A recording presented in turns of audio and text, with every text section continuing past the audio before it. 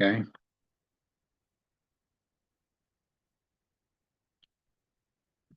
So I think I'm where I need to be.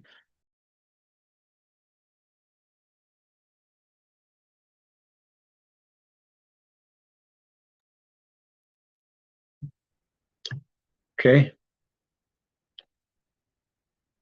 Can you guys hear me? Yes, we can hear you. I will put you on mute until it is time for public comment.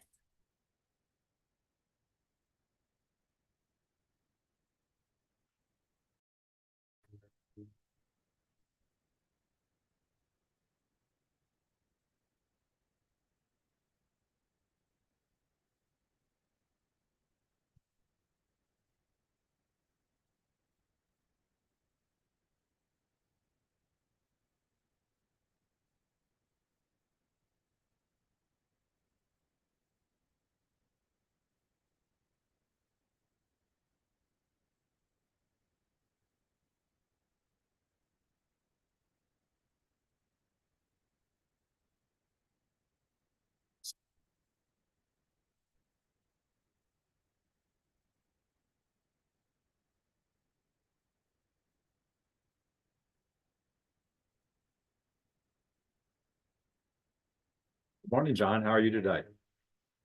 I am doing well, Curtis. How are you? I'm doing just fine.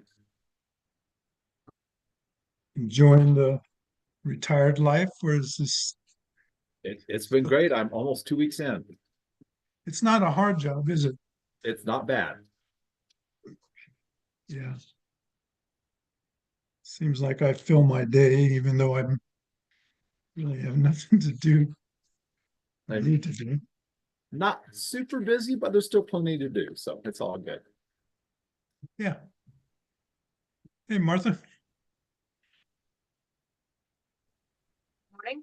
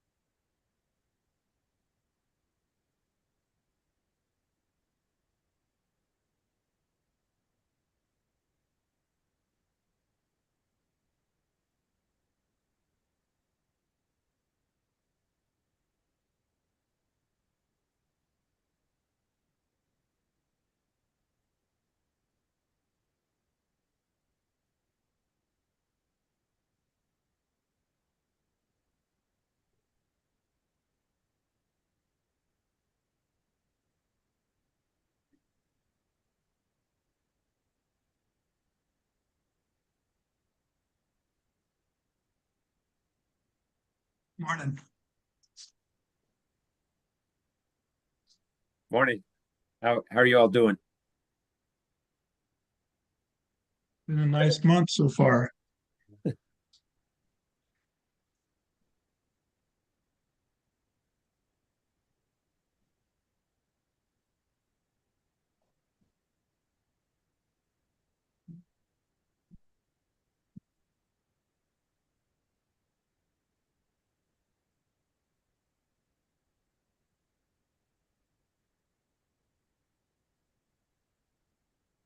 Morning, Jana. Hey, Jenna. Morning, everyone.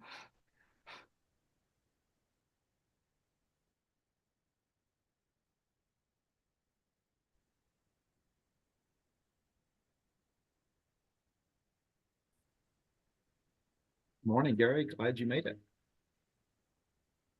Good morning. Good to see everybody. I was glad I was able to step out of meetings here and jump on with everyone. Good to see you, Gary. Good to see you too, John.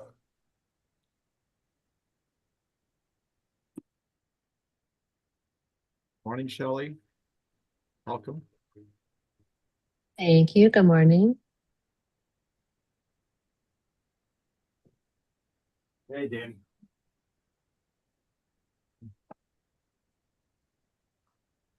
Are we all here? 1, Good 2, morning, Greg. 3, 4, 5, 6, 7.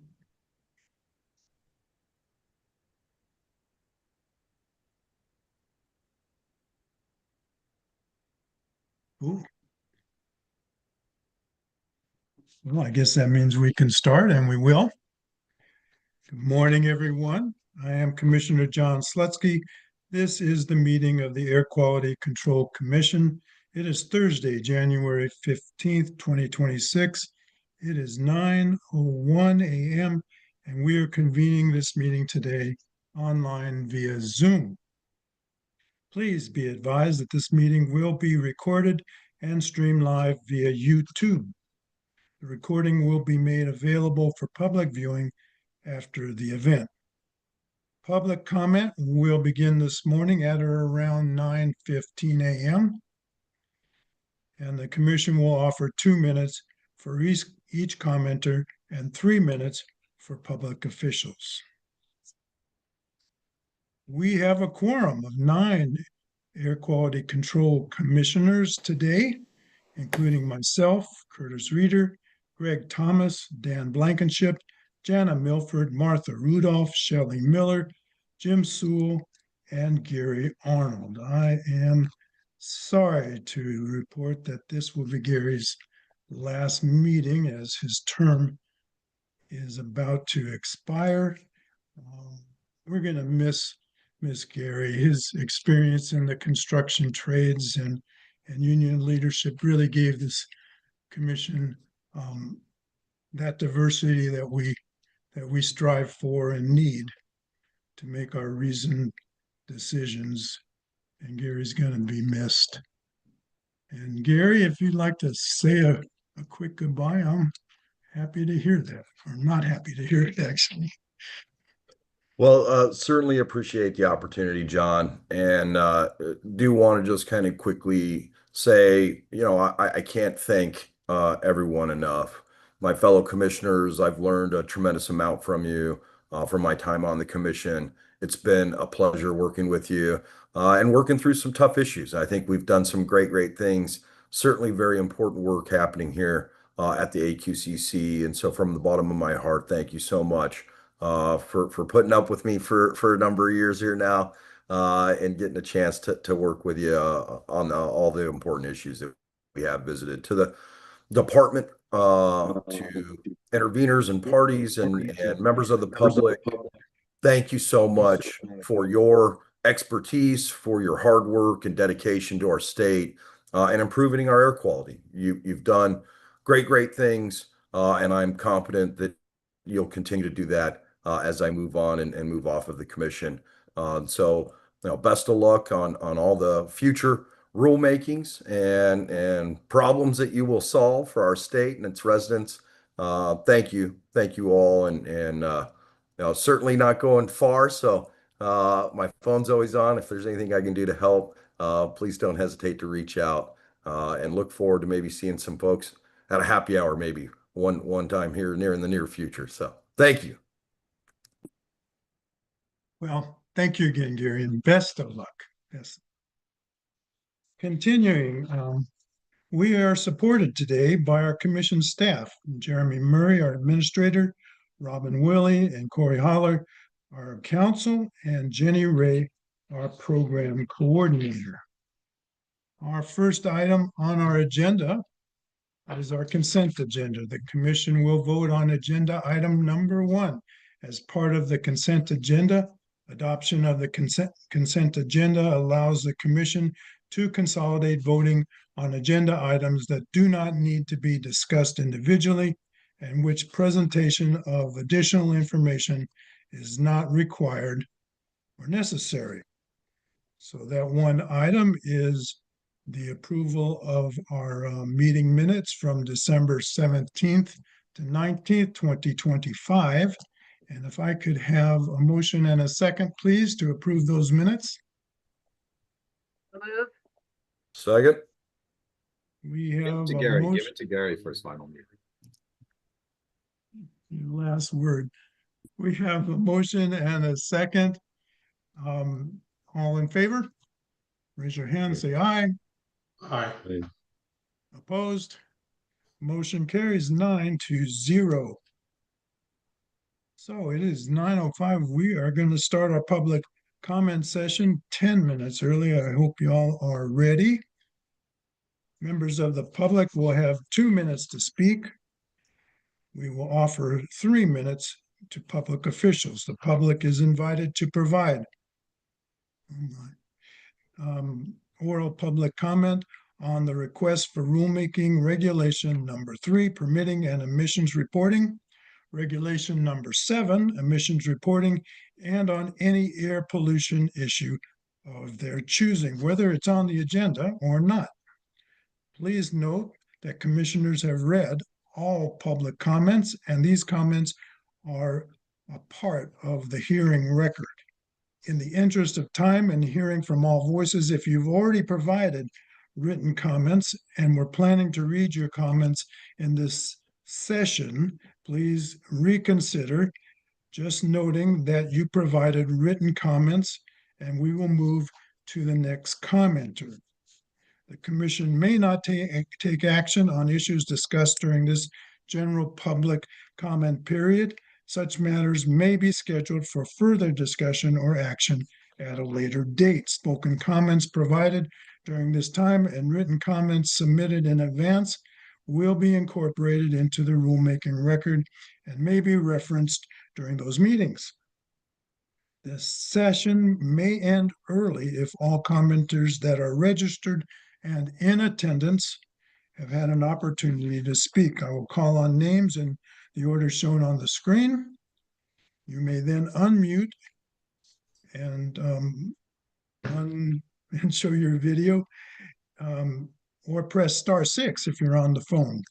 If you have any technical difficulties, please send a chat to Jenny or raise your hand by using the raise hand function or pressing *9 if you're on the phone. I ask everyone to please stay on time.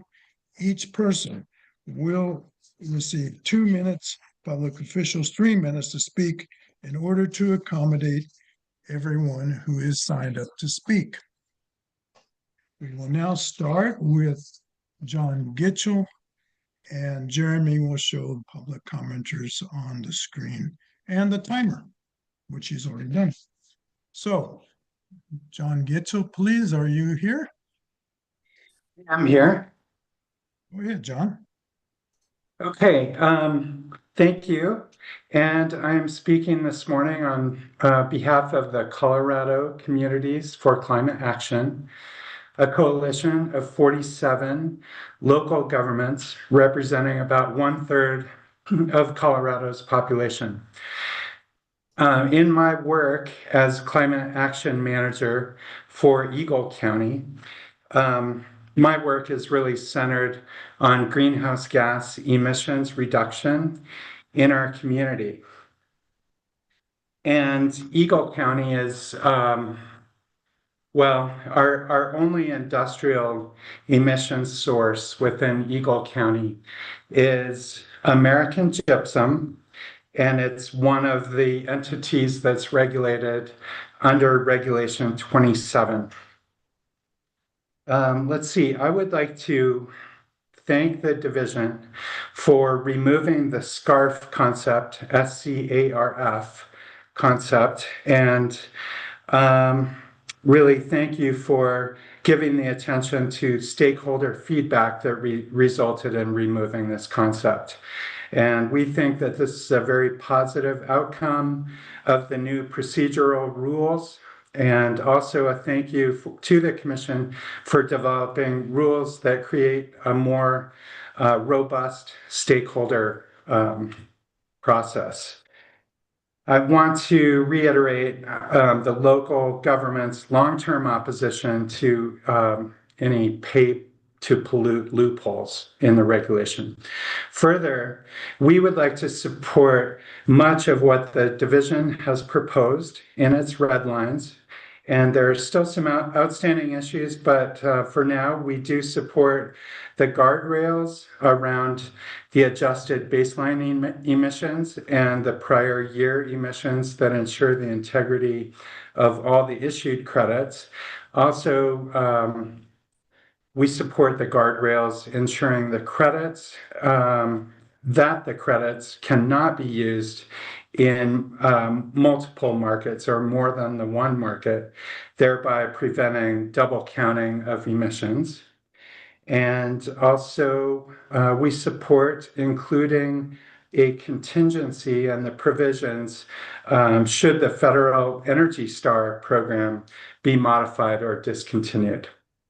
So with that, I'll say thank you. We look forward to continuing the work with the division and the commission on advancing robust improvements to Regulation 27. Thanks so much. Thank you, John. Hannah Berman, please. Hi there. Thank you all for being here this morning and for your service on AQCC. I'm Hannah Berman, and I was elected to Basalt Town Council 2 years ago. I ran and got elected at age 27 because climate is by far the top issue for myself and my friends in our town. We live in a place that's lost about a month of winter since 1980, and it's not just about what we love to do and that we love to ski and we love winter. It's about that our livelihoods and our local economy is anchored around a sport that is being deeply impacted by climate change.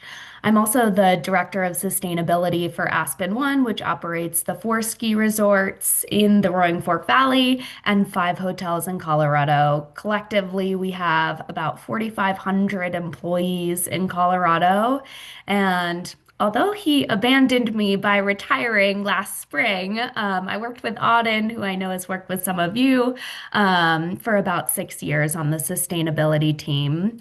And the ski area developed a methane to electricity plant in Somerset, Colorado, which did 2 main things. By generating power, it generated about as much power as Aspen One uses across all of its operations. And by destroying the methane in the process, it eliminated 3 times Aspen One's carbon footprint from going into the atmosphere. So I've seen firsthand how potent methane is. It's 81 times more potent than CO2 over a 20-year time horizon. And I've also seen how impactful regulation can be when it's anchored around methane. At the time, Aspen had got skiers and snowboarders to go and huck jumps off of the rails at the methane plant to try and make it cool, which we certainly failed to do. But now you guys are making methane regulation cool with Regulation 7. And we and our 4,500 employees and the folks I know in the town of Basalt are completely behind you and support your efforts for passing Regulation 7. It's a really important step in meeting Colorado's climate goals and making sure that we can address the changes that are impacting mountain towns like ours. So thank you again, and we really appreciate your work on this. Thank you, Hannah. We really do try to be cool. Doesn't always seem like it, I know. We will now move on to public. And we have Raymond Salix, please. Raymond? I think I saw you out there earlier.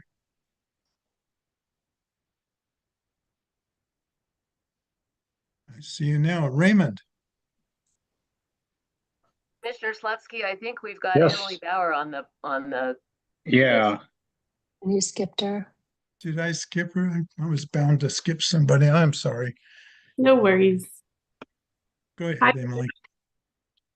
Hi, good morning, commissioners. My name is Emily Oh. Bear. It's my pleasure to get to speak with you today. I'm a council member in the town of Erie, speaking on behalf of my constituents.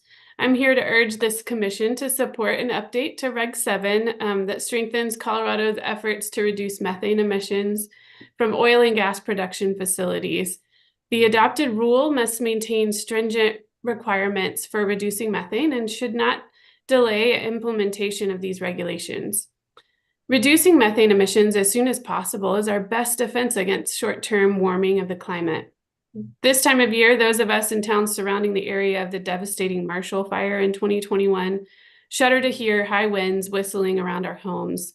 Warm, dry, and windy weather, like what we've had over the last month, has become a normal part of the season on the Front Range. Weather like this led to the Marshall Fire that destroyed over 1,000 buildings and homes in Boulder, Superior, and Louisville. Many of my friends and family evacuated to our home in Erie, where some of them sadly learned that they'd lost everything. We grieved together in my living room. As a neighbor to these communities, Erie has had to adjust our understanding of wildfire risk. This holiday season was the warmest recorded ever in Colorado, meaning that winter fires are here to stay. The extension of the fire season to a year-round issue means that we are already living with the harms of a hotter climate. We can't wait until 2050 to achieve real inroads on mitigating climate change. We need action that gets results as soon as possible. That's what makes Reg 7 so important. Methane has serious short-term heating effects in the atmosphere. This means that methane emissions reductions are one of the best strategies to make short-term inroads on climate change. And good news, sounds like it's cool too. So the Reg 7 rule that the Air Pollution Control Division has presented to this commission is well thought through and sufficiently rigorous. I especially support the comprehensive monitoring and leak repair requirements included in the proposed rule. Studies have linked leaks from oil and gas wells to rising levels of atmospheric methane. Methane is a very small molecule that easily leaks from any poorly fitted pipe. This means that stringent monitoring for leaks at well sites must be included in this rule, as proposed by the division. Thank you for your consideration of the Reg 7 rule. I urge you to approve the rule as it has been proposed. Our climate and the people of Colorado depend on your support for strong greenhouse gas emissions reductions. Thank you so much. Thank you, Emily. Raymond Salix, please.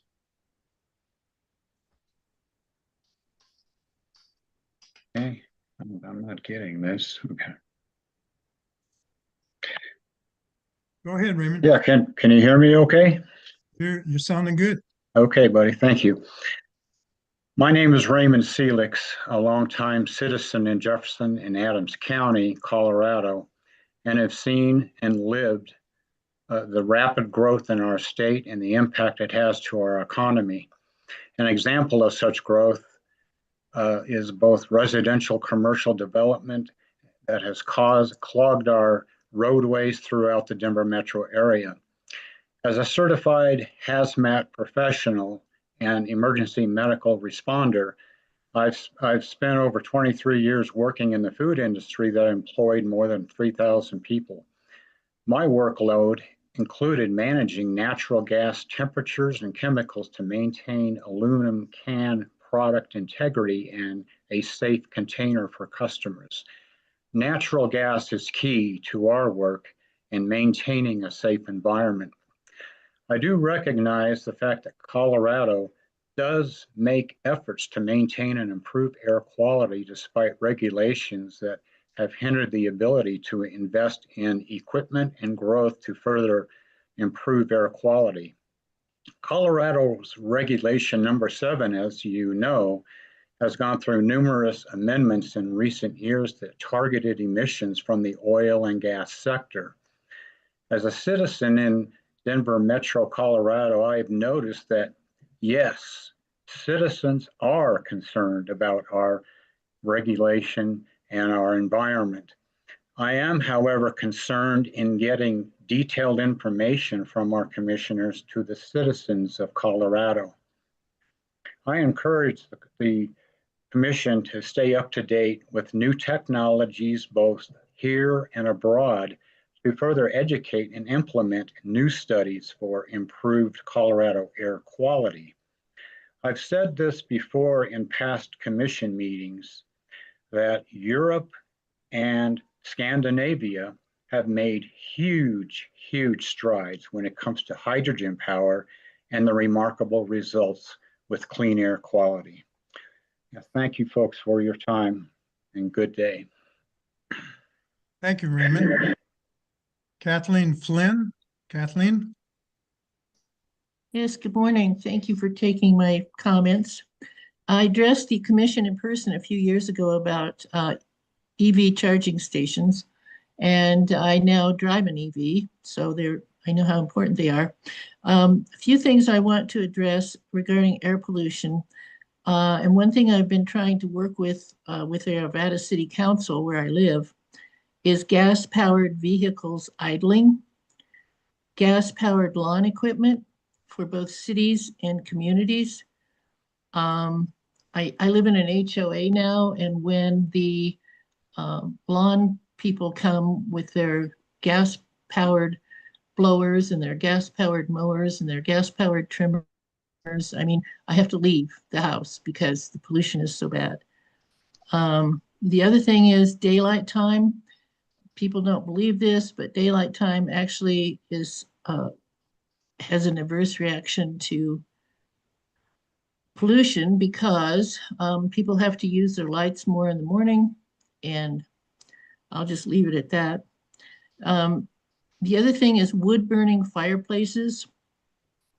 As we know from the Marshall Fire and other wildfires, there are a lot of particulates in the air when wood burns, and it's totally unnecessary for people to have wood burning fireplaces.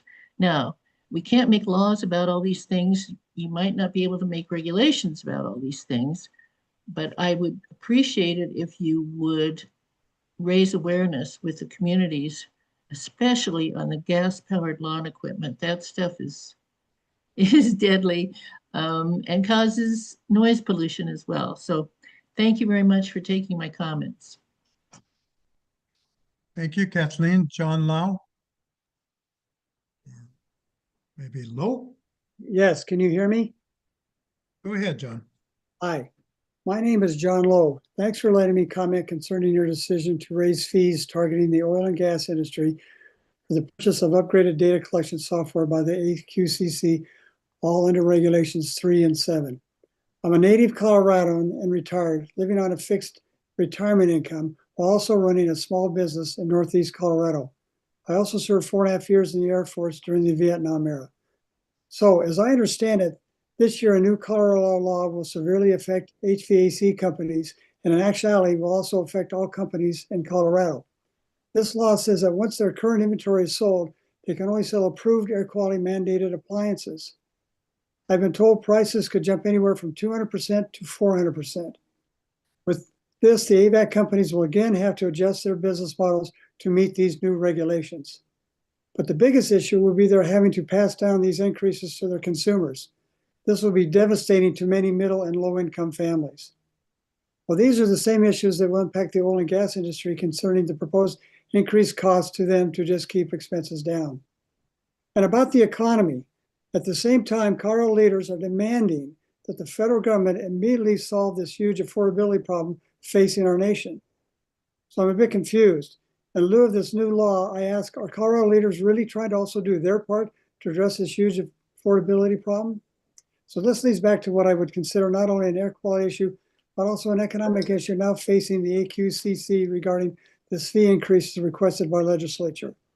As a commission, you're a very important part of what is the best for all the citizens in Colorado. From my perspective, I don't like unclean air either. But as a small businessman, I also don't like more regulations and more fees that may increase my costs, which I then must pass on to my customers to literally stay in business. I strongly urge you to vote no on increasing fees under regulations number 3 and 7. Thank you for your time. She wants us to change our camera. Thank you, John. And Peggy Low as well? Yes. Thank you for serving the state of Colorado. I know it takes time and effort, as I also serve on a missions committee, a board for a Colorado Horse Club, and a care team committee serving those in our community who have lost loved ones. I understand your efforts to serve, and those efforts are appreciated. My name is Peggy Lowe, and I've lived in Colorado all my life, except when my husband was in the Air Force. I returned to Colorado in 1974 as I wanted to return to family and the state I love. Even though I'm 79 and retired, I am still substituting to supplement our income, as we would not be able to pay our bills without this extra income. As business owners of a small horse operation, the rising cost of groceries, insurance went up 38%, taxes went up 35%, and hey, it is very difficult to keep not only our business going, but also our independence without my husband's efforts to keep our business going. We are doing what we can to remain independent and not be a burden on the state of Colorado. We are an all-electric home, and our costs for heating in the winter are $300 to $400 a month. We are also concerned that our 7 grandchildren may not be able to afford to live in the state of Colorado. Our church mission committee serves many folks with financial concerns, as well as a food bank, which is so vital to many in our community, and the need is growing. Our oil and gas industry provides so much for our state, including building grants for our local school, and they give millions of funding for other schools. They provide clean and reliable energy. We are very concerned about putting more regulations on oil and gas, as we know that will lead to higher costs. Thank you for your time and efforts. I urge you to vote no on regulations 3 and 7, and this will continue to put more financial burdens on all in Colorado who are already struggling to make ends meet. Thank you for your time. Thank you. Deborah Mullen, please. As someone who grew up in Midland, Texas, my name is Deborah Mullen. I have lived in Colorado since 1998. While my background is in bioengineering and chemistry education, I currently work for Mullen and Associates, a small environmental consulting firm specializing in commercial property site assessments. We conduct monitoring, testing, and reporting of contaminants in groundwater, soil, and air. Thank you for your dedication to maintaining a clean and healthy environment for Colorado's residents. However, I would like to express my concerns regarding proposed changes to Regulations 3 and 7. Specifically, I am concerned that modernizing oil and gas monitoring and reporting will lead to increased monitoring frequency and higher permitting fees. Colorado is already the 3rd most expensive state for oil and gas production, and the majority of our state's businesses are small enterprises. Any cost increases in this sector are inevitably passed on to citizens and small businesses like ours, unless there are specific data from research studies demonstrating a direct correlation between increased monitoring frequency and measurably improved air quality. These changes offer no tangible benefit to the public and deter production of the oil and gas which Coloradans will continue to depend upon. Burdensome expenses and increased fees unfairly target an industry that serves as the backbone of Colorado's economy and a primary funder of our education system. Oil and gas remains our most reliable energy source, and the industry has consistently innovated to minimize environmental impacts. I urge you to consider the significant impact that increased costs of doing business have on both the oil and gas producers and the small business community. Thank you for this opportunity.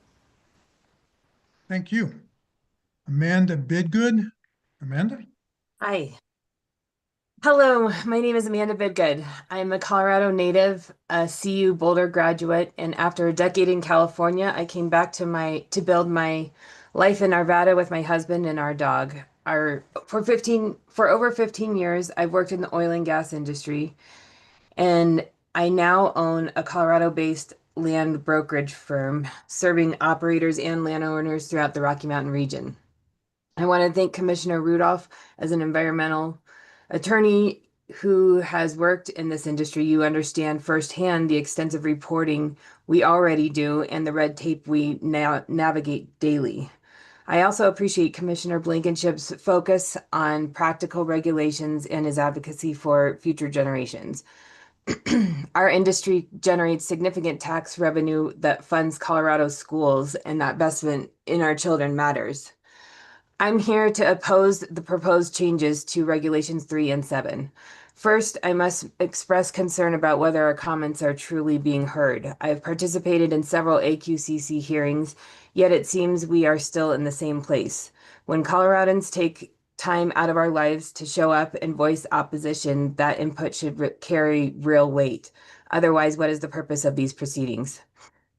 I've watched my clients, many of them small family-owned operators, struggle under increasingly burdensome regulations. These proposed changes have duplicative reporting requirements and significant fee increases to fill a $13 million budget shortfall, yet no disclosure of what those increases would be and whether there's going to be a cap. According to the Colorado CBDC, over 715,000 small businesses make up 99.5% of all businesses in our state. These fee increases will impact not only oil and gas, but schools, hospitals, healthcare facilities, costs that ultimately get passed down to consumers. I urge you to reject the proposed changes to Regulations 3 and 7 and demonstrate that public participation actually matters. Thank you for your time. Thank you, Amanda. Chris Nelson, please. Chris, you here?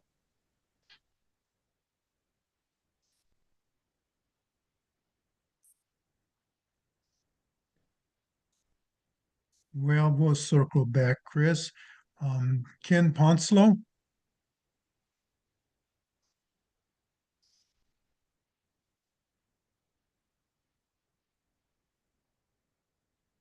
How about Dennis Wolf? Can you hear me? Oh, this is Dennis. This is Ken Ponslow. Oh, go ahead, Ken. We can hear you. Can you hear me? Yes, go ahead. Okay. Hello, my name is Ken Ponslow. I was born and raised in Colorado. I served the Weld County community for 40 years as a law enforcement officer and climbed through the ranks, finally serving as the chief of police for the city of Fort Lupton. During my tenure, I worked with many low-income communities in Weld County. Many of the folks in these communities live paycheck to paycheck or on government assistance. Any raise in the cost of energy will really affect them. As chief of police, sitting through many council meetings, I personally observed the effect of cost increases on small businesses trying to survive. We know that 99.5% of all businesses in Colorado are small business, and there are over 7,000 small businesses in Colorado. While working as an executive for the Weld County, I administered the budget for the sheriff's office. There were many times the sheriff requested items through the county, but was denied. Weld County is and always has been a cash basis county. Every building, every piece of equipment, and my retirement is fully funded. Weld County has no debt. I feel that the proposed changes to Rules 3 and 7 is an avenue to raise revenue. There is no limit set on how much these fees can increase. It appears that the oil and gas industry is getting the brunt of the cost. Colorado is already the third most expensive state in the nation to live. Many of our children are leaving the state, including mine, because of higher costs. My wife and I are now on fixed incomes, so any increase in their costs will negatively affect us. Colorado already has the most restrictive regulations in the nation for gas and oil production. Oil and gas production is also currently regulated and monitored by the federal government, and many of the state regulations are monitored as duplicative. I am asking that the Air Pollution Control Division and the Air Quality Control Commission deny changes to Rules 3 and 7. Thank you. Thank you. Dennis Wolf?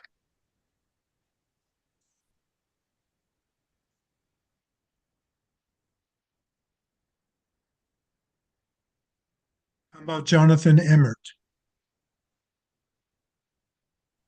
Yes, sir. Good morning. My name is Jonathan Emmert. I have been in Colorado since 2004. Prior to this move, I lived in multiple states. I was a Navy diver stationed in Norfolk, Virginia. It was an honor to serve such an amazing country. Colorado has become my home. My son was born here in 2015. He absolutely loves this state. We hike, raft, and spend our free time enjoying such a beautiful state. I have worked in many sectors of the oil and gas industry. I have operated in the Permian Basin, DJ Basin, and the Bakken region. It was such an amazing experience to work as a pumper, frac operator, and a flowback supervisor. I have seen the ebbs and flows within Colorado. Extra fees result in increased prices for producers, and that trickles down to consumers and small business owners. There are over 700,000 businesses in Colorado, and they suffer from stringent regulations. Small businesses enable Colorado to flourish. Thank you very much for your interest in Colorado and the oil and gas industry. I value your efforts to ensure air quality is a paramount issue. However, these unnecessary strict guidelines can lead to businesses folding. I believe that attainable measures for air quality are important. Setting attainable goals ensure that communities and industries thrive. I have seen the oil and gas industry give so much to the communities. I have seen state-of-the-art fire stations and public school funding given by oil and gas companies that enable communities to succeed. Regulations 3 and 7 enable an open amount of control. This is extremely negative to businesses and communities. I ask that realistic regulations and guidelines be set. This holds companies accountable while enabling prosperity and growth for all. Thank you very much for your time. Thank you, Jonathan. Cliff Tygeson? Yes. Tygeson, I think. Tygeson is fine. Listen, I've lived in Colorado for over 50 years. My personal income, though, is derived from my businesses in the state of Alaska.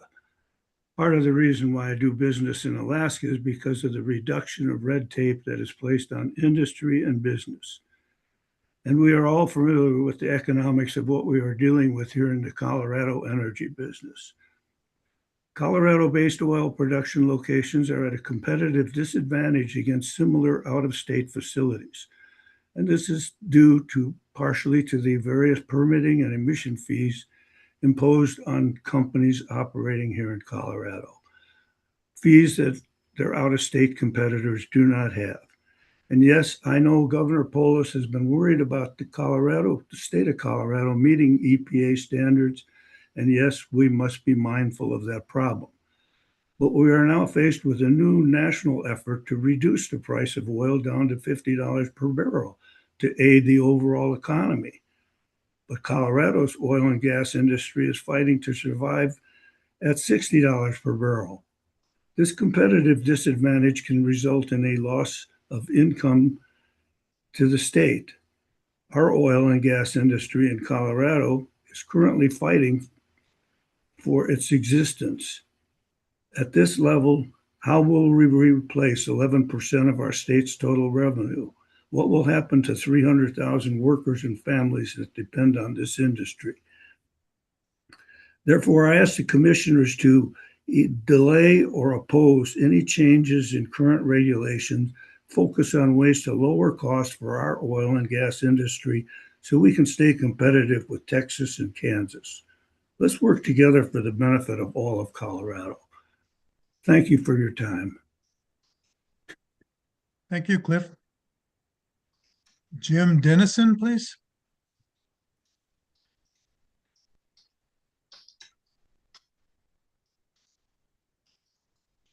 Good morning, and thank you for the opportunity to comment. My name is Jim Dennison, and I'm a staff attorney for Sierra Club. My comments concern the GEM rulemaking that the division intends to propose in February. Sierra Club commends the division and the commission for withdrawing the SCARF fund proposal, which experience has shown to be unnecessary and counterproductive for achieving the goals of the Environmental Justice Act and the GEM rules.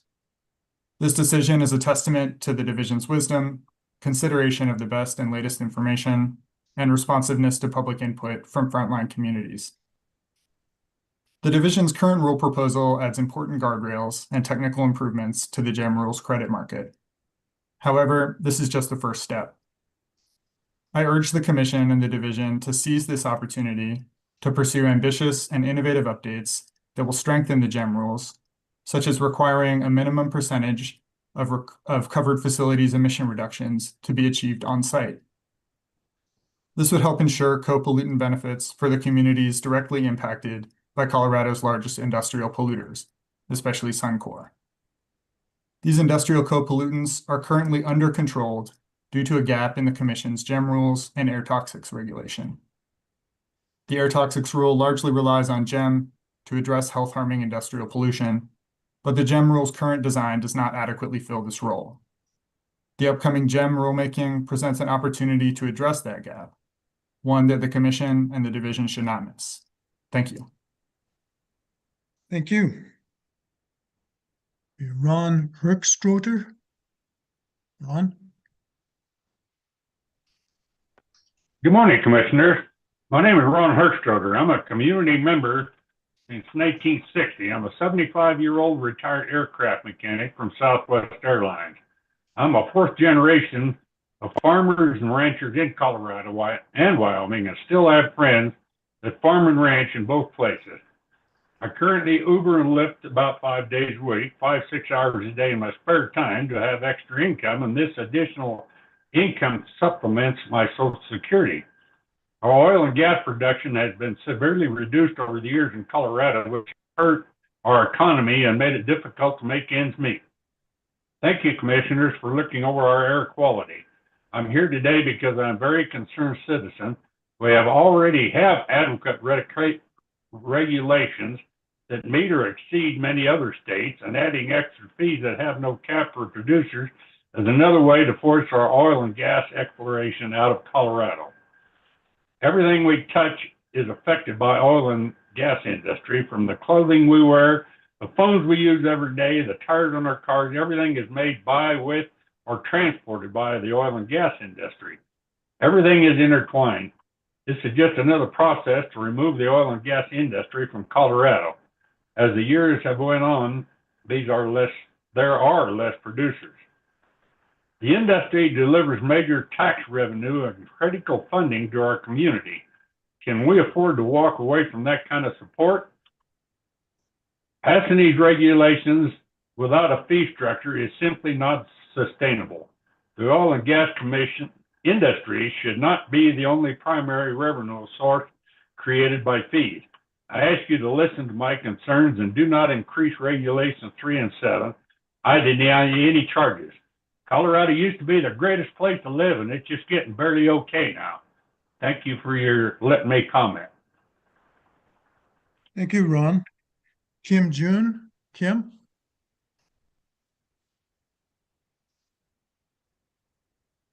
This is Tim Greenshields. Am I speaking now, or is it June's turn? Well, it may be. We're looking for Kim June, but Kim does not seem to be present. So why don't you just go ahead, Tim? All right, thank you. Good morning, everyone. I'm Tim Greenshields, a business owner for 40 years, a licensed building inspector, a former university adjunct instructor, and a current property owner in Colorado Springs. Living in Colorado for over 40 years has become prohibitively expensive for the majority of citizens in our cities and communities. Two proposed changes to the regulations, number 3 and number 7, pose a significant financial burden on working residents. Many Coloradans live paycheck to paycheck, raising families, paying taxes at multiple levels, and striving to make a living in a state that is becoming increasingly unaffordable. These regulations threaten to dramatically increase the day-to-day expenses for these hardworking individuals. The sheer volume of new changes to regulations is driving up the cost of living across the state. This is not merely a matter of opinion, it's an observable, undeniable reality that affects the financial stability of countless families and individuals trying to maintain their livelihoods in Colorado. Number 3 would increase permitting, application, and annual emissions reporting fees without clearly describing or disclosing how large those increases will be, making it difficult for businesses to budget and plan ahead. Number 7 adds another major concern by introducing oil and gas emission requirements that are unclear, complex, and difficult to interpret. Together, these two regulations risk discouraging investment in the state, slowing economic growth, and making it harder for Colorado businesses to remain competitive and sustainable. These added costs come at a time when Colorado is the third most expensive state to live in. I urge you to deny any changes to the Regulation 3 and Regulation 7. Thank you so much. Thank you, Tim. We circle back to folks that were maybe not here and have returned. And Chris Nelson, are you present, Chris? How about Dennis Wolf?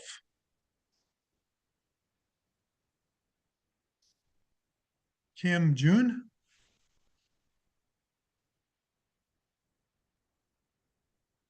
Is there anyone else that's not registered that would like to provide comment at this time? Just raise your hand. Press star 9, I think.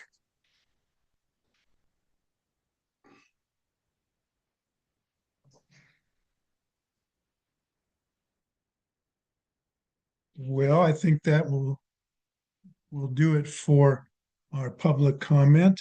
I would like to thank you all. As usual, your comments are well thought out and presented.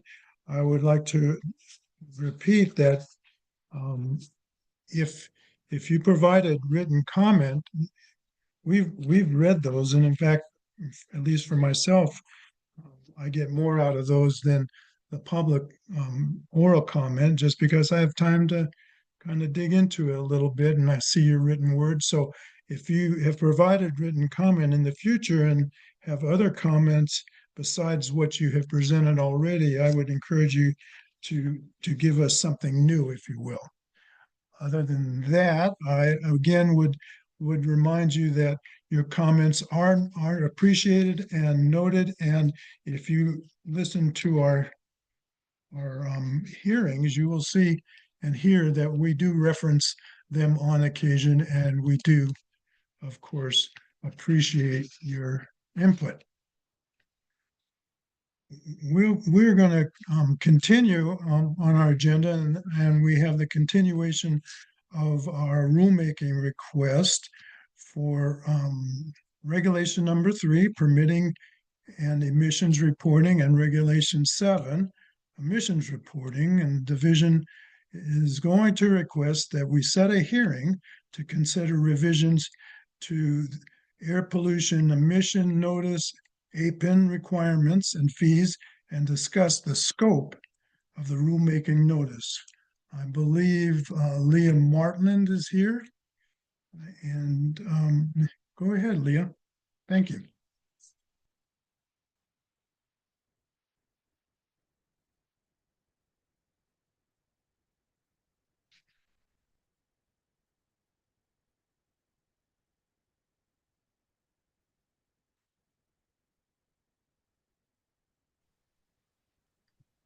Let me confirm that Leah is able to unmute, or we didn't lose her.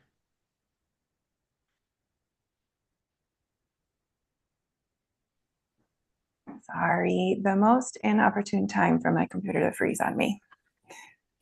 Apologies. No worries, go ahead. Thank you very much, Commissioners. As mentioned, I am Leah Martland with the Planning and Policy Program, and presenting to you this morning a request to set a rulemaking hearing for proposed revisions to regulation number 3 and number 7. Thank you, Jenny, for sharing my slides. Next slide, please.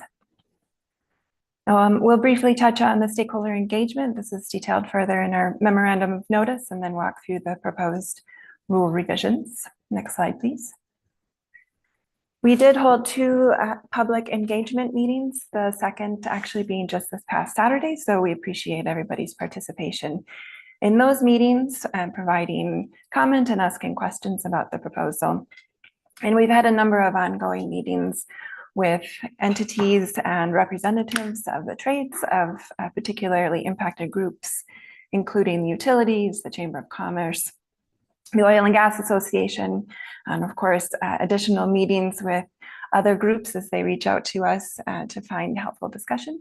And then just want to mention again the briefing that we provided to you last month, which didn't which provided additional information other than just the fees, but do want to reference that as staff provided a great overview of some of the division's budgeting situations and plans.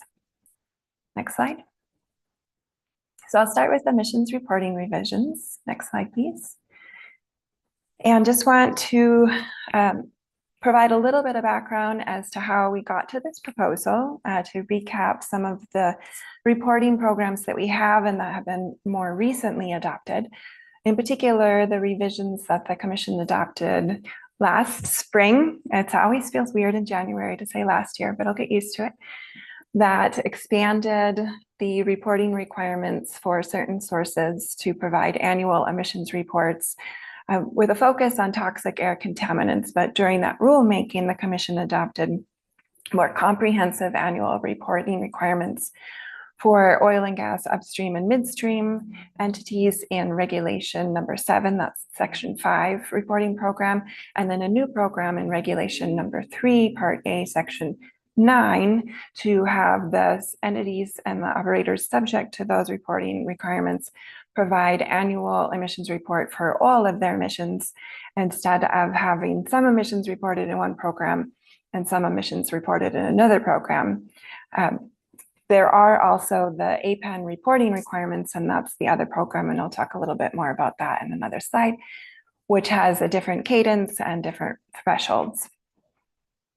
There are also the annual reporting requirements for greenhouse gases, which has both a regulatory requirement in Regulation 22 and a requirement for APENs. Next slide, please. So with that spring of 25 rulemaking, the Commission directed the division to come back to you all to propose revisions to minimize some of those duplicative emissions reporting requirements. Next slide. And again, to provide some of the citations as to where those are. The APEN program is a very historic program we've been using for decades and decades. I think you can find elements of it all the way back into the 1970s, where sources have to provide emissions information to the division prior to commencement of operation or modification. And then on a regular cadence of a minimum of 5 years, or if there are significant changes in emissions. I do want to note that there's other information reported on the APEN forms, as those have been expanded over time to be used for other purposes, including permitting actions, updates to ownership. And so we do not want to eliminate the information as used for those other purposes. So for this proposal, really focusing on the APENs when they're used just for the emissions reporting purposes. And again, that's the 5-year update and the significant change updates. And then, as I mentioned on a previous slide, the annual reporting requirements in Regulation 3 and Regulation 7, and those new and expanded requirements will start in 2027, reporting of 2026 emissions. And then there are 3 locations of annual reporting of greenhouse gas emissions in Regulation 7 for oil and gas, Regulation 3 with the greenhouse gas APEN, and then Regulation 22. So amongst all of these programs, there are some potential duplicative emissions reporting requirements. Next slide, please. So we are proposing to reduce some of that duplication in 2 areas. One for the greenhouse gas APEN, because of how the greenhouse gas APEN and greenhouse gas fee and the legislation directing that moves through time. And I did help give a briefing with Matt Twyman on that last fall. There were some overlapping requirements. So in using the Regulation 7 reports and the Regulation 22 reports, there is some duplication with the greenhouse gas APEN for those Regulation 22 reporters. So we are proposing to remove that duplication and just use the Regulation 22 reports for the greenhouse gas fee assessment. So that would be removing the greenhouse gas APN for those particular reporting entities. And then related to the new and expanded annual reports that more comprehensively combine TACHAP and criteria pollutants, we are proposing to reduce the overlap between the APN program and the annual reports, in that the entities submitting an annual report pursuant to Regulation 7, Section 5, once that kicks in, which would be calendar year 27, would then no longer need to submit the APN reporting emissions solely for the 5-year update, which is the expiration, or for a significant change. And that is because those changes or updates to emissions would be reflected in the annual reports. I do want to note that we are proposing this at this time for just the Regulation 7 reporters, and do anticipate coming back to make a similar streamlining effort for the Regulation 3, Section 9 reporters, and that is in part, and as we've described further in our documents, due to a timing of that data intake. Next slide, please. So fees, next slide. The statute sets up the division's funding program to be fee-based, and staff went over this quite a bit, so I won't spend a whole lot of time on it, but the commission does have the authority to adjust those fees to ensure that their direct and indirect costs of the division's work are funded. And some of those are listed here as to what activities are included in the statute to be funded by the fee program. Next slide, please. This table shows the proposed fee revisions that we've included. There are the current fees in here for annual emissions, for the APN filing, and for permit processing that we are proposing an increase. And then we are proposing 2 new fees that are included under application materials and emissions report filing, with a slightly different structure for the we've created a new term, yay, emissions reporting notice, which then ties the annual report to the emissions reporting requirements under APN. And because those reports come in on a company-wide basis, we are proposing to assess a filing fee per point included in that report that is, or would be, if there's future points, subject to the APN reporting thresholds as they currently exist. So maintaining the structure of assessing that filing fee on an APN per point basis, just that with the annual report, those would be rolled into 1 fee per report versus the APN filing fee is per APN per point. So similar structure, but slightly different compilation. And then the application material processing fees that we are looking at would be related to materials that are submitted, such as a relocation notice, notice startup, the environmental justice summary, and the modeling determinations that support permitting actions, and essentially assess using the hourly processing fee, but on a fixed time basis, similar to how we have structured general permit processing fees. Next slide, please.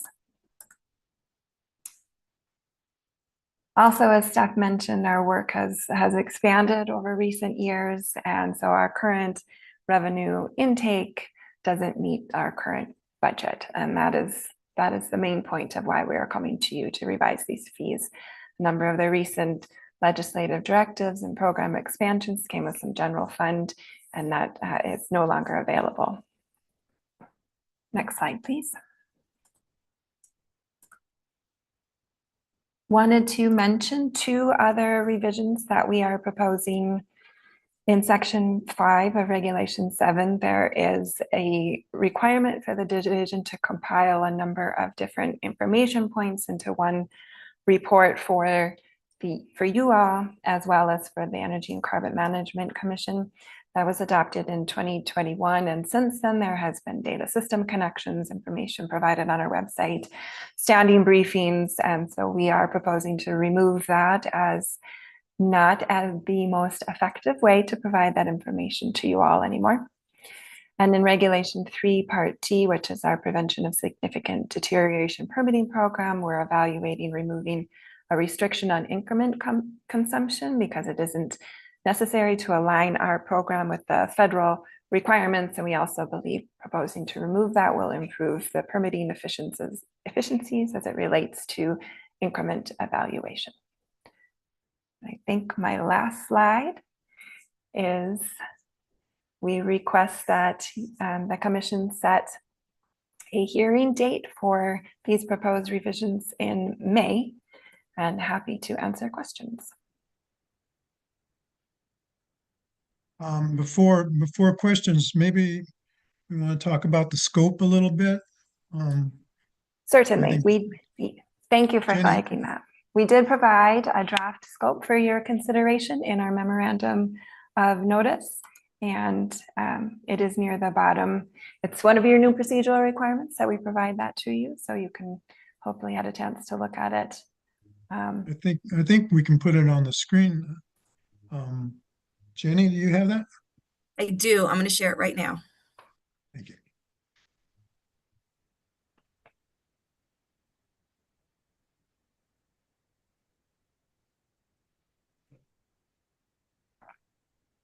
There we go.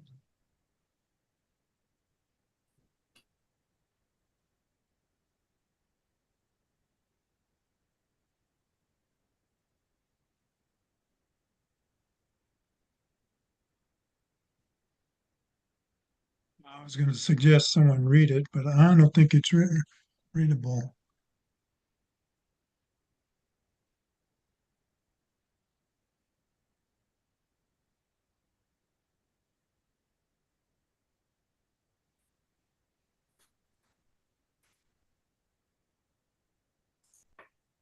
Sorry, I'm having a little difficulty getting this. Hold on one second. Go ahead.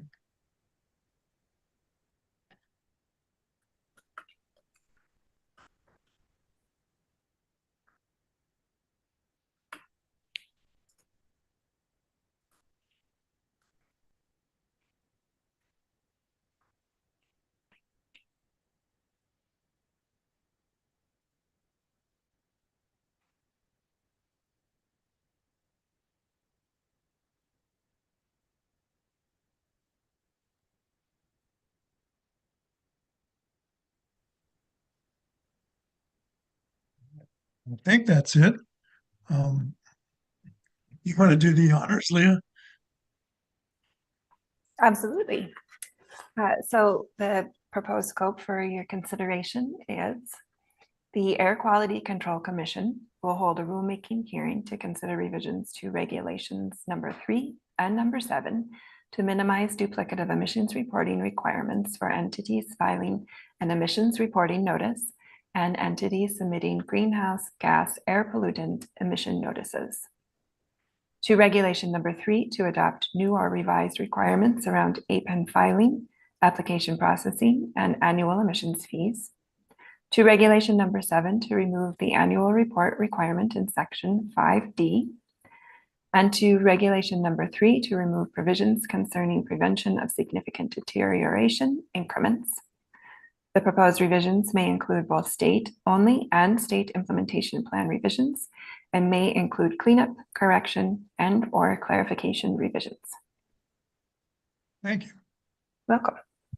So now, commissioners, are there questions? Commissioner Blankenship. Thank you, John. Yeah, I don't believe I was on the commission when this directive or request was made.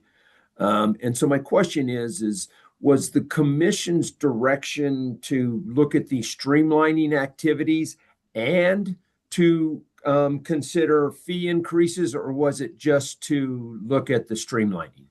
The reporting to come back with. Just the reporting. Yes. Oh, okay. Because will we have a time when, I know we're not going to be necessarily deliberating, but will we have a time when you would want to hear our thoughts or comments on how we proceed? I mean, I always love hearing thoughts and comments, but I think that's a question for your coordinator. Yeah, I was more asking, our coordinator or our chair.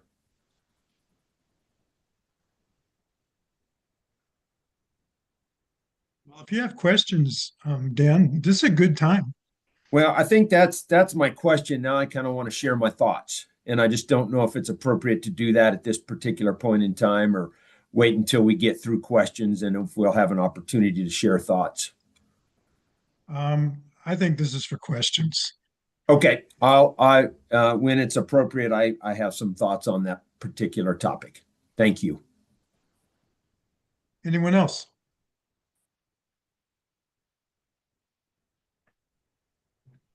Commissioner Reader. Yes, thank you, Commissioner Slutsky. Could you go to slide 11 in the presentation? You can pull that up, Jenny. And my question / comment is really around the way the greenhouse gas fees are presented. For all the other lines in that slide, we have a per hour and we say that number is going up, or a per ton and that number is going up by a certain amount. I think for the greenhouse gas, though, we say per ton, and I guess I'm not sure what the numbers are, but since greenhouse gas emissions have gone down, I'm thinking you're asking for an 11% increase in the total budget, but the per ton fee will be much greater than 11%. It could be. So we are proposing to change the overall collection amount and increase that. And it actually aligns with how we evaluated it the first time around. But because of how that's structured on a proportional basis, it is a per ton assessment fee, but it's variable depending on the emissions in the pool. So we aren't proposing to change how that fee is structured, but the overall amount collected. Okay. I was thinking about that. It just feels like those units are a little mixed, but maybe not. Okay, thank you. Second question related to that is that the table 1 in the EIA says the greenhouse gas or the climate change program funding is increasing by 15% rather than 11%. And 11% shows up in table 3 of the EIA as well as the memorandum of notice, and your slide is 11%. So I guess I guess my question would be which one is correct, and if you don't know that answer right now, I would just say can we please check that before we send everything up to notice and have those numbers be consistent unless I'm misinterpreting something. The value in the 7.25 should be consistent, but we can double check that and make sure that it's correct for you. Yes. I also want to note that what the climate change unit costs is not all of the 7.25 million, right? So they don't always equate exactly because climate work is happening across the entire division. And so there's certain portions, so it may not always line up perfectly, but we'll double check that, yeah. So I was wondering too, it's slightly different terminology in that one slide. Yeah. So that's where I was curious. And then the last thing on the scope, should we say it toward the end, Reg 7 Part B Section 5D, or is the Part B superfluous? Because that's the end of the 5D in that section. In my 2 bets, it would be more precise. So I think that would be a decent inclusion. Thank you. That's all I have. Well, I don't see any more hands up. Commissioners, does anyone else? Sorry, I just raised my hand because I'm thinking of a question. You can raise your hand and think at the same time. That's pretty cool. Verily. Yeah, so my question has to do with the fees. We heard in the public comment, quite a few people commenting that they didn't want changes in fees. And then I look at the fees and, they're annual and in hundreds of dollars, and plus the greenhouse gas one is a little bit harder to evaluate. But I think I asked this last time, but I was wondering if you could comment at all how our fees, and just because it came up again in public comment, how our fees compared to other states' fees. And I remember I asked this last time because it's good to benchmark, and I wanted to just see if you could add any comments about that. We do have some information about some other states' programs in the memorandum of notice, I believe, where we did a query, and it was from when we looked last year. So it doesn't reflect if somebody had changed something by the end of last year. Our admission fees tend to be quite a bit lower than some other states, but it is also a hard comparison to make because there's a variety of fees and business fees. And so one for like, what does this entity pay in total related to their air pollutant related activities to other states is a little more challenging, but we did look at the annual emission fees and provided that information just for a reference point. Great. Yeah, I'll go back and review that. Thank you. Welcome. Anyone else?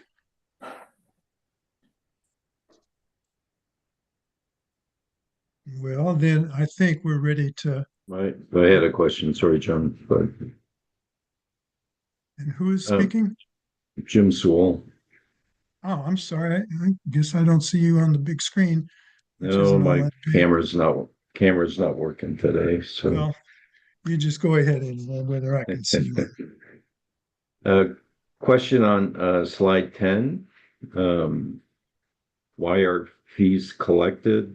I guess I was looking for clarification on this one. Where I understand emission inventories and tracking, I was curious what was meant by emissions monitoring and tracking. Is that something different, or again, I was just trying to clarify that in my own head, but. Yes, certainly. Thank you for the question. So we have programs have been slightly renamed over time, but the technical services program does emissions monitoring. If you see the ozone alerts or the action day alerts, they're responsible for those. So these are summarily listed from what's in the statute, but emissions monitoring and tracking more so relates to the monitoring networks that we have.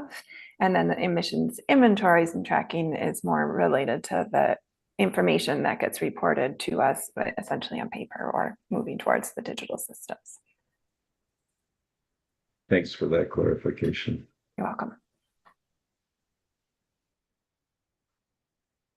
Anyone else? Well, I think it would be time for us to get a motion and vote on this. And the motion would be to set a rulemaking hearing for our May 20th to 22nd, 2026 meeting and incorporate the draft scope of notice. Commissioner Blankenship will be the hearing officer for that. So we do need to get your mind right on this, Dan. So we'll have that discussion later, maybe. So if I could have a motion and a second, please. Can I ask you a question before you take a motion?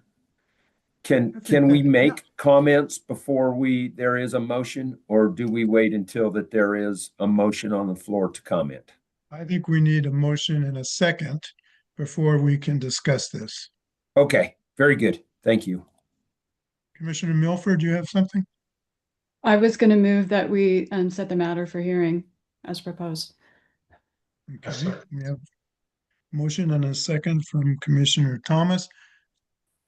All in favor, raise your hand, say aye. Can I? Hey, we need to. I'm sorry. I told you we could discuss and I took it back. Thank you. Thank you. Yeah, I just like Commissioner Miller, I hear a lot about the concern about additional fees. And I myself have some reservations with the fees, and I don't want those to impact the streamlining. As I understand it, the commission's request to the division was to do a rulemaking for some streamlining. And my thought is that piggybacking the fees on the streamlining may not be appropriate. And I would strongly suggest that we not move forward with the rulemaking as proposed, but that we would amend the scope to decouple the streamline measures and the fees and deal with them separately. Commissioner Milford, you still Well, with your hand up. Yeah, I'm just happy to respond to that. I think it's appropriate to couple these. The division and the commission are required by statute to have fees that cover programmatic needs. And I think the division is coming to us with a reasonable request that they need to be increased. Those fee increases perhaps will be refined during the course of the parties' participation in the rulemaking process. But I think we need to consider this as proposed. I also think it is efficient to parties as well as division staff to combine them because the same entities are addressed by both sets of provisions. So I go back to my motion and support setting the proposal for rulemaking as proposed. Anyone else have a comment? I guess I have a question for Commissioner Blankenship. As Commissioner Milford said, we're kind of statutorily obligated to do the fees. So if we were to decouple them, are you proposing we would delay the streamlining, or would we have them be separate rulemakings and we'd do both of those in May just under separate rulemakings? Yes, my proposal would we do not delay anything, but we do them separately. I think they're two separate matters. One, the streamlining is what the commission requested, and I don't disagree that the division has an obligation and a need for the fees, but I just think that they're two separate items, but they could certainly proceed concurrently. Anyone else have a comment?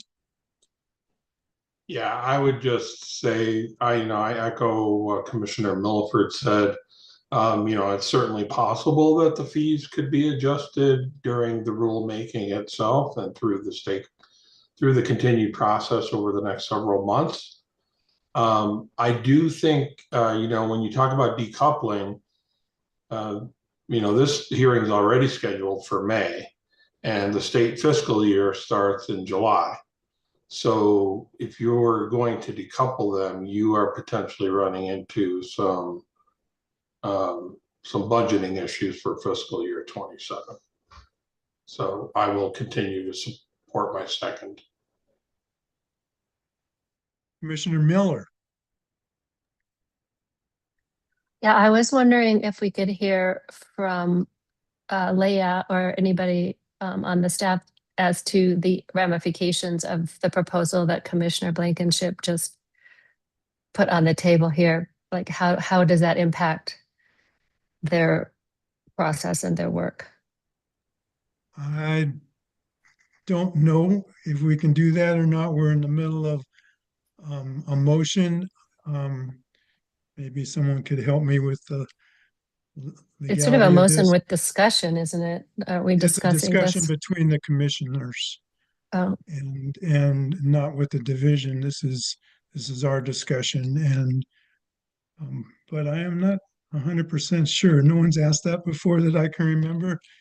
John, I would argue we're not in a rulemaking where the record's closed or anything. And from my perspective, I think we could ask questions of staff to help inform our decision making. It just makes it hard for me to, I support Commissioner Milford's position at this time, but if I hear from the staff a piece of him, because I don't know how much goes into, which I'm assuming is a lot.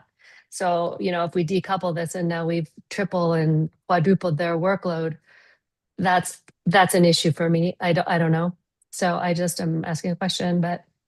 So are you asking, is it possible to even proceed with Reg 7 without funding? Well, no, Commissioner, I think, sorry not to be clear, Commissioner Blankenship asked if we decouple the streamlining from the fee setting, the amount being paid, and I'm wondering how that impacts what the staff have already done, what they're going to need to do if we do that, or if it doesn't change anything. Well, with I all don't know that if that's clear. well, I guess we do need some input. And Leah, if you're prepared to help us with that, what could they do to us if we break the rules?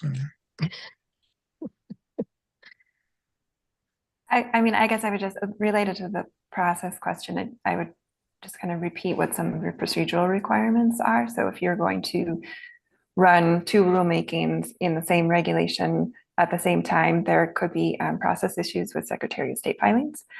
And then also it essentially requires the division as a proponent and parties to provide two sets of filings and for you all to read, instead of having them combined in one, because the revisions are in the same regulation. So those are just some process things to think on if you were wanting to split them into two separate rulemakings, and then note the timing concerns that Commissioner Thomas also mentioned. Well, hang tight, Leah. Commissioner Rudolph, you want Thank you.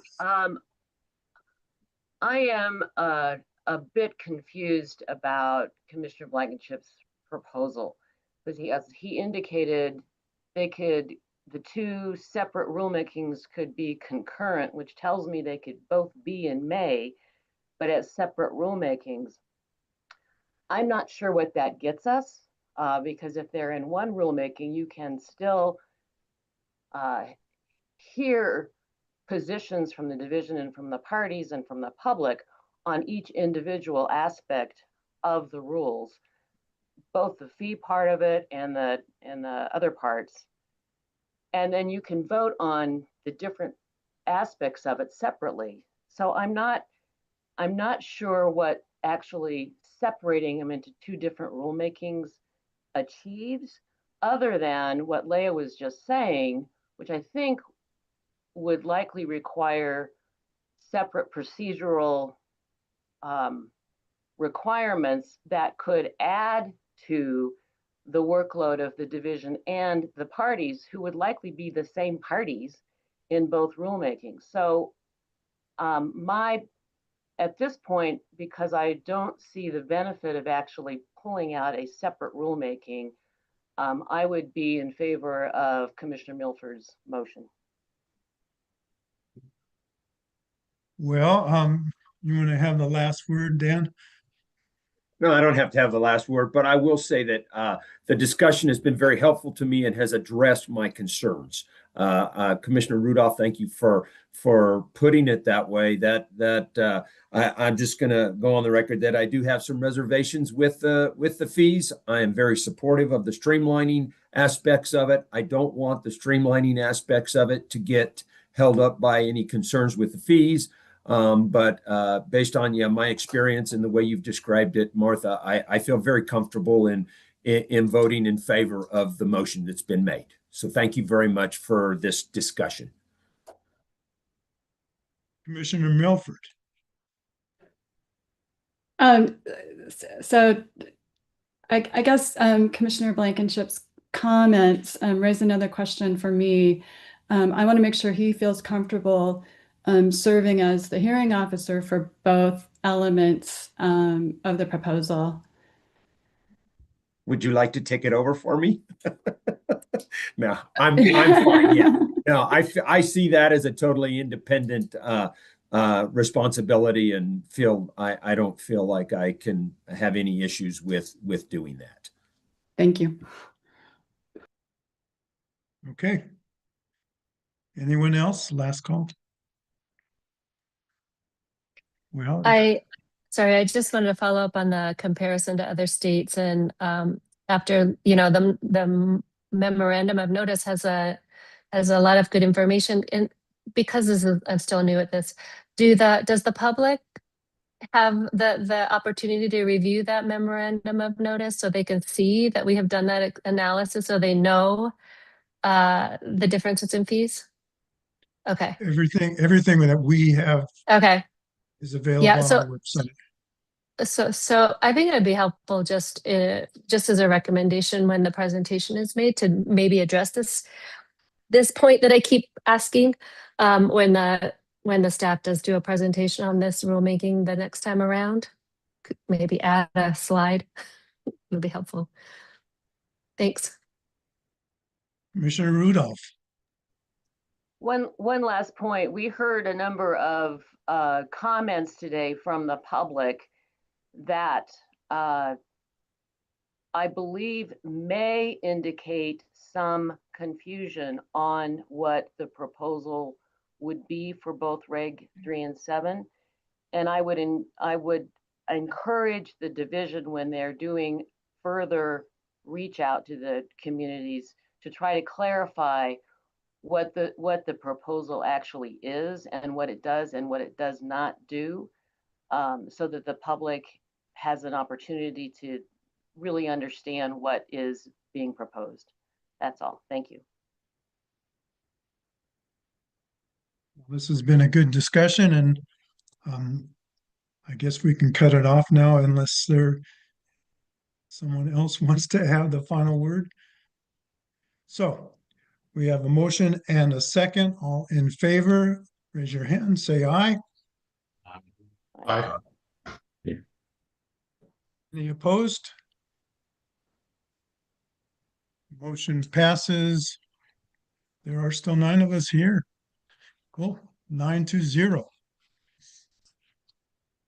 So we still have a little bit of meeting left here. Maybe take another 30-45 minutes. Is this a good time for a break, or you want to power through? I see one. So it is 10:26. When we come back in 10 minutes, that would be 10:36. Let's say 10:40. Commissioner Slutsky, I wanted to flag that Commissioner Reeder had an amendment to the motion that I'm not sure got captured in the vote. Yeah. I was wondering if the division accepted that as a friendly amendment. I kind of heard maybe they did, but I don't know how. Oh, I remember you. That fell out. If you want to state it again, and we will just add it as an amendment, if that is acceptable to Jana made the motion and Greg the second, is that correct? Yes, that's acceptable. Thanks. You want to, could you put it in words, Curtis? It's in the last sentence referring to Reg 7, Section 5D. It would be Reg 7, Part D, Section 5D. Okay. Can we redo the vote, Commissioner Slutsky? Apologies for I'm that. sorry, I didn't hear you. Could we just do a redo of the vote on that? Well, I think we can if if Jana and Greg will concur, or do they have to remove their motion and second? Is that the procedure? I think we could just tack it on, but we would want to make sure that we have the correct vote. Okay.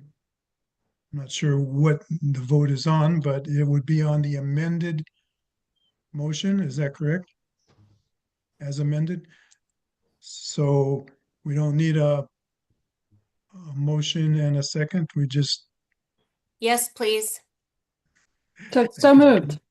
That was Commissioner Milford. Commissioner Thomas, would you second that?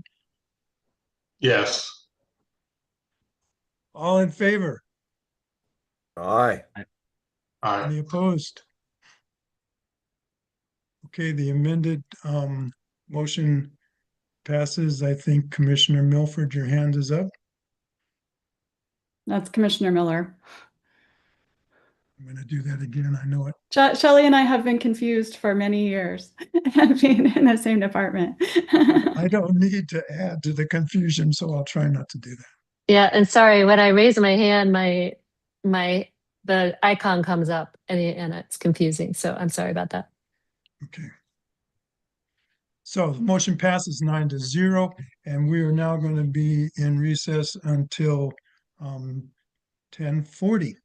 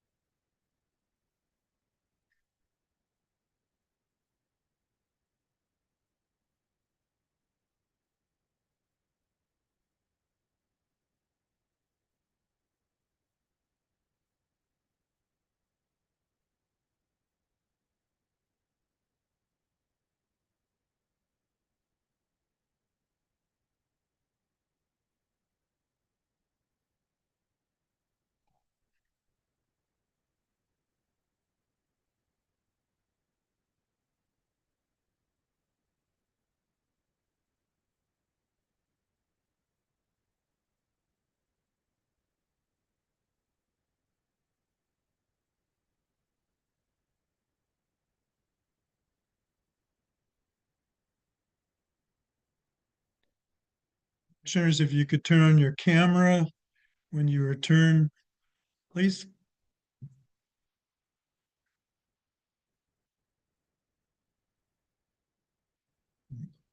James turns on his camera and the screen stays dark, but I see you.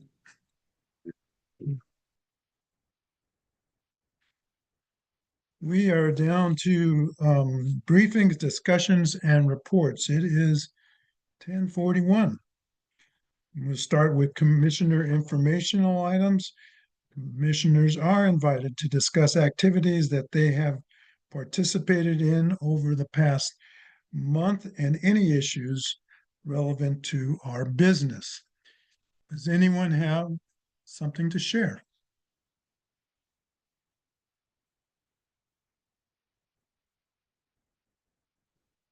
We'll just move on to the division director's report. And Stephanie, are you going to take this chore on again, or is Michael? I am going to take this on again. Good luck. Good morning, Commissioners. My name is Stephanie Schaub. I am the Deputy Director for Regulatory Affairs for the Air Pollution Control Division. It is nice to see all of you, even remotely. I look forward to next month seeing you again in person. So we have a few updates for you all this month. So in regulatory affairs, the planning and policy team continues to engage with stakeholders on upcoming rulemaking efforts, including federal oil and gas rules, annual reporting requirements, changes to fees, reclassification to attainment for the PM10 NACs, and priority toxic air contaminant emission control strategies. So quite a number of things that are going on. The health-based standards for priority toxic air contaminants adopted by the Commission in September were sent to the General Assembly for consideration, and so they will be looking at that. Legislative session did begin yesterday. The division's NOx from oil and gas operations webpage has been updated with final 2024 intensity data and will be updated with the interim 2025 intensity data by the end of January. So there is some information available to the public on our webpage related to NOx intensity, if any of you are curious. From our legislative team, the division has been preparing to engage in the next ledge session, which began on January 14th, and includes a presentation with the full department to the House Energy and Environment and Senate Transportation and Energy Committees on January 16th. So we've been preparing for that. The presentation is for the State Measurement for Accountable, Responsive, and Transparent Government Act. We call it the SMART Act. So SMART Act hearings are tomorrow. It offers a comprehensive overview of the department's performance plan and strategic priorities, progress achieved towards established goals, the legislative agenda, and budget submissions. So it's pretty comprehensive, and I want to say that there were something like 90 some slides the last time I looked at it. So it is pretty long, and Jill and Michael will be there representing their division. For stationary sources, we have a new general permit for oil and gas well production facilities, GP12, and that went to public notice on January 5th, 2026 for a 30-day public comment period. So we will look forward to seeing what we get on those. And then from our community and partnership program and the Office of Environmental Justice, our comms unit, or our community air protection and engagement unit, or the CAPE unit, we have had some public meetings regarding our work in January, potential changes to greenhouse gas emissions and energy management in manufacturing rules, so Reg 27, which you will be hearing about next month. These rule concepts are being shared at this meeting, so we are continuing that work. Potential changes to emission reporting requirements and permit fees, Regs 3 and 7, which you just heard a little bit more about. Rule concepts were shared at that meeting. Air Quality Compliance and Enforcement 101. This meeting will cover the basics of APCD compliance work in Colorado for newer audiences to this work. So again, trying to get out there with some general education materials as well, not just specific to rulemaking. So those are our updates, and I hope you all are doing well this early 2026. Commissioner Reuter. Yes, just a quick question on the PTAC standards going over for consideration. Where do those go in the General Assembly? Do they go to a particular committee in the House and the Senate for consideration, or do they just sort of go into the ether and the General Assembly chooses to act or not act on that? So I don't know if I fully have the answer to that question. And also, I realized as I said it that I said your name wrong, and I apologize for that. So, Commissioner Reader. Oh, and Robin just sent me a message telling me again that it's like, I knew I said it wrong. But my but my understanding is that that was a requirement of that air toxics bill that we submit those once we have developed the health-based standards. I'm not sure what the specific committee is that is going to be looking at that. So that's something I can try to find out and let you know, get a little more detail about. The other thing that had to go in as a response to that legislation was the permitting suggestions, right? So permit program suggestions for air toxics. So that is another thing that they will be considering as well. So those are the couple of pieces, but I can definitely find out a little bit more about exactly what they're going to do with the health-based standards. Yeah, I guess if you or someone at the division winds up with any insight for where they're going, I realize the legislation said submit to the General Assembly for consideration, but there are 100 members of the General Assembly, so Right. I mean, what happens with that? Yeah, I appreciate that. Maybe nothing happens with that. Maybe Yeah. I don't know, but I was just kind of curious to understand that process better. So whatever you can find out would be much appreciated. Thank you. Yeah, perfect. Anyone else? Stephanie, on the air quality compliance and enforcement 101, that's geared to the public? It's geared to the public. So we've been attempting to have some open kind of educational type meetings from our CAPE unit, and that is one of them on air quality compliance and enforcement is a piece of that. Well, that's pretty great. I support that. Do you do those in Spanish? I don't know. I know our CAPE unit has some translation of opportunities, and so they may at least have translators there. I just wonder if there'd be some community interest and maybe that translation services would come in handy. So yeah, definitely. And I believe that is a piece of what they've been trying to evaluate and what they can support. Okay, well, good. Thank you. Yeah, absolutely. We will move on to our Attorney General's report. Robin and/or Corey, are you available? Hi, Commissioners. Nice to see you. Happy New Year. I just have two things just to put on your radars. First, and they're somewhat related. First is just before the end of the year, the Department of Energy issued an order under Section 202C of the Federal Power Act directing Tri-State to keep Craig Unit 1 available to operate. That unit, per our SIP, was scheduled to shut down on December 31. My understanding is it is in fact offline because it had an issue earlier in December. And so I think there's still some confusion about what this order means and so forth. I think the second piece is that on Friday of last week, EPA announced that it will be disapproving all of the regional haze SIP provisions for the round 2 for the second implementation period.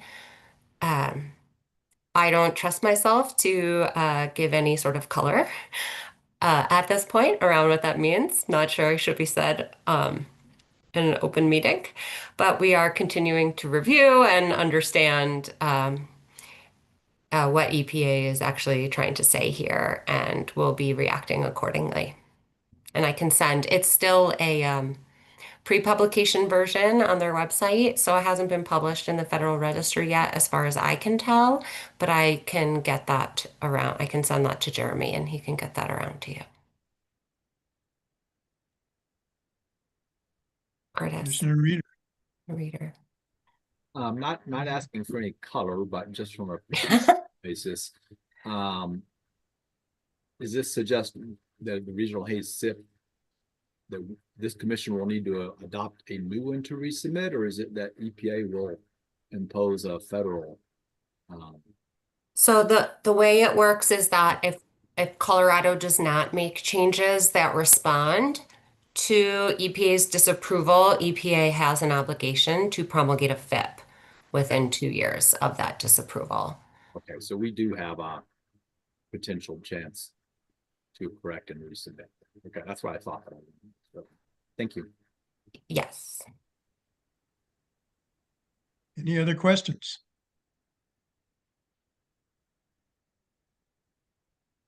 Well, that was short and sweet. Thank you, Robin. Yeah, thank you. And we'll move on to our administrator's report, Jeremy.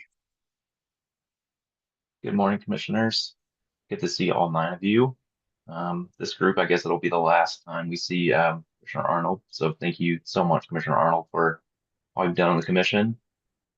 And hopefully we'll have a replacement in there for you shortly.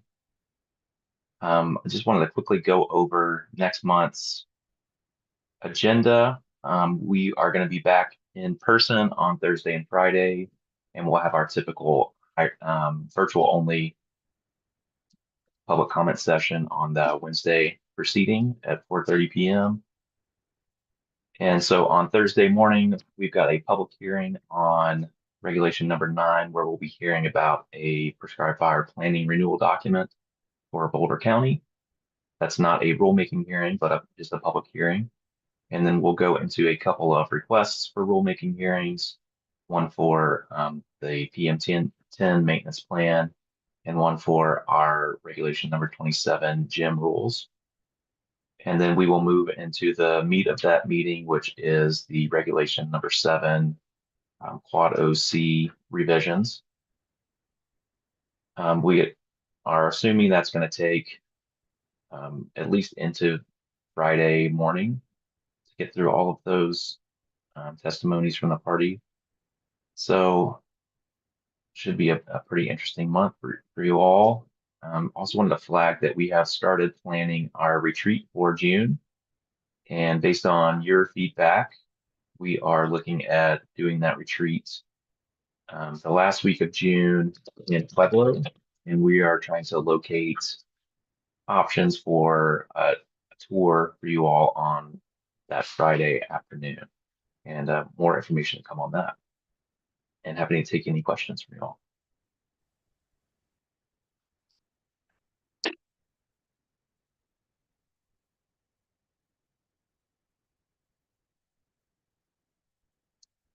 Not seeing any. So I'll turn it back over to you, Chair Slutsky. Thank you, Jeremy.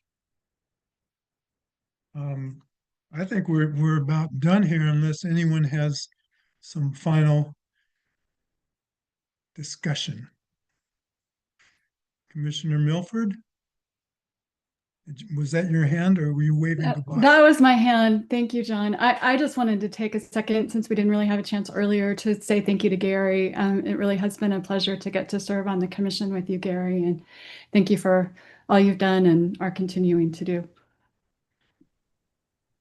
Commissioner Dan. I just want to take the opportunity to say thanks again to all of the commissioners for allowing me to express my thoughts and helping me to kind of formulate those and help me to stay pointed in the right direction there. Makes a lot of sense, and so I just wanted to say thanks for allowing me to express those, and I appreciate the opportunity to get to know Gary, and hopefully our paths will cross again sometime. Commissioner Rudolph. So again, I'm going to pile on with appreciation for Gary Arnold. I remember, I think it was my first rulemaking hearing when I served on this commission. It was an asbestos rulemaking, and I said something that Gary challenged, um, strongly challenged. And I thought, well, this is going to be an interesting commissioner. So, but everything that he says, everything that he brings to the table has been really thoughtful, very smart, perceptive, and caring about not only those that are regulated, but the public at large. And Gary, you're going to be really missed. Your viewpoint and what you bring to the commission is really a treasure. And I will miss you, and I'm sure the rest of the commission and the AIR community at writ large will miss you as well. So I wish you every good success in your new position, which is not so new anymore. And please, I'm really hopeful that you come to Pueblo.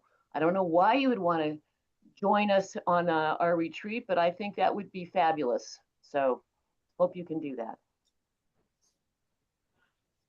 Thank you, Martha. Means a lot, and I will definitely make it down to Pueblo. Yeah. Wow. Commissioner Reeder, you have some final words? I will just pile on with thanks to Commissioner Arnold. I've really enjoyed serving with you for the past 6 years.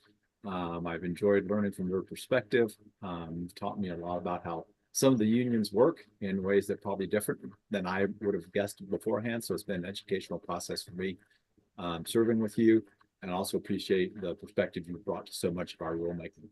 And finally, I will simply say that when Gary started on the commission, 2020 and 2020 was the pandemic, of course, and 2021 were one of our most intense rulemaking periods where we had multi-day rulemakings virtually every month.